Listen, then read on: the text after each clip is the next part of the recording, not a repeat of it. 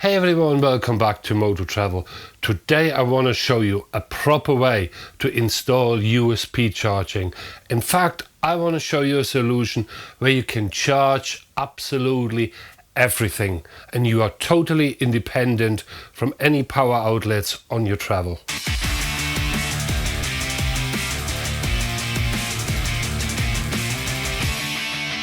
These days when we go on a motorbike trip, we take all sorts of stuff with us, especially electronics. We have our cameras, we have our GoPros, we have our laptops, we have our tablets, we have our emergency starter kit.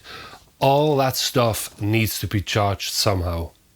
I like to show you how to set up your motorbike so you can charge all your auxiliary equipment without any strain on the motorbike electrics. In order to show you how I did it, I actually stripped my motorbike apart. If you are interested in the same setup as I have, there's a link below in the description box. You can go and purchase the stuff. I get a small kickback, but I can guarantee you will never look back. In order to show you how I solved the problem, I took all the sides off of my motorbike so all my wiring is exposed, so I can show you in detail how I did it. If you need some auxiliary power on your motorbike, i.e. for your USB charge or anything else, you should have a dedicated wiring loom. Now that is not complicated at all. Now I do that job old school with a relay and the job is done. You can buy these expensive gadgets where you control all your power needs via a mobile phone app. But I think it's pretty much pointless because having something controlling your power, what relies on the power, I can't follow that one. For this purpose, I actually bought a wiring loom from Givi. It's called the S110. Cost about £20 or $20 or something like that. But that includes everything apart from a relay. You do not need the relay, but I used it because it's just easier to install. And I know that is a bulletproof solution. Let's have a look in more detail. My wiring loom starts here on the back where there is the relay for the starter motor, goes all the way down past the battery, comes in here, controls that relay. The relay is connected via a wire directly to the battery. So all the power I ever need comes out of my motorbike. Now to make things really safe, what I did is I have a very small fuse in here, and I have a 5-amp fuse in here, what is plenty to make sure that I have enough auxiliary power without overloading the system. I spliced together the main power I need in my cockpit where I have my chargers installed, following up here along the tank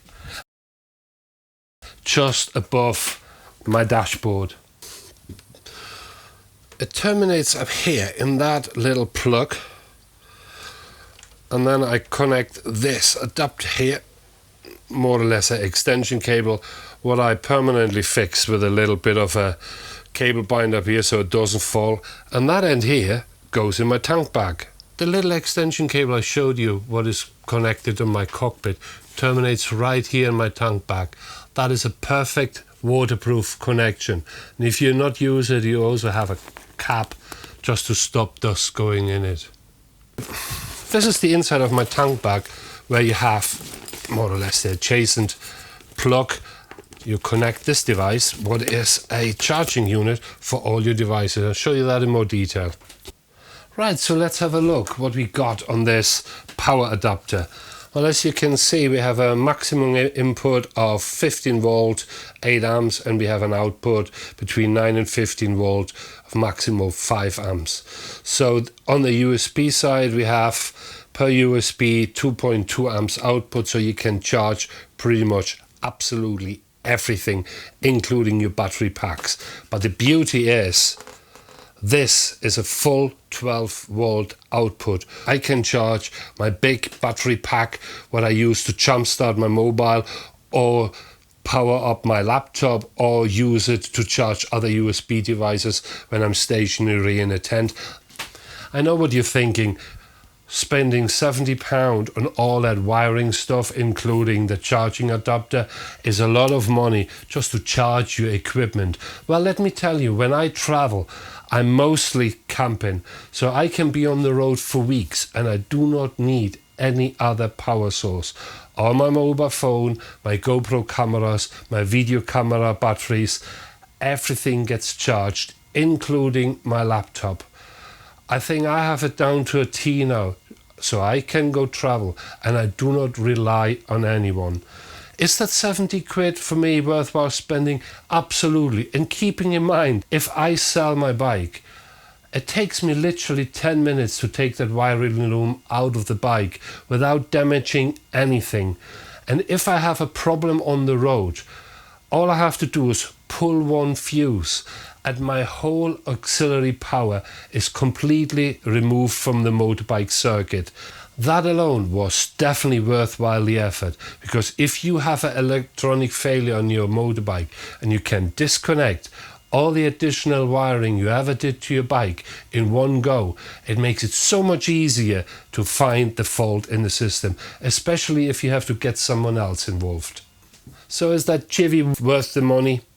Absolutely. I would not travel without it.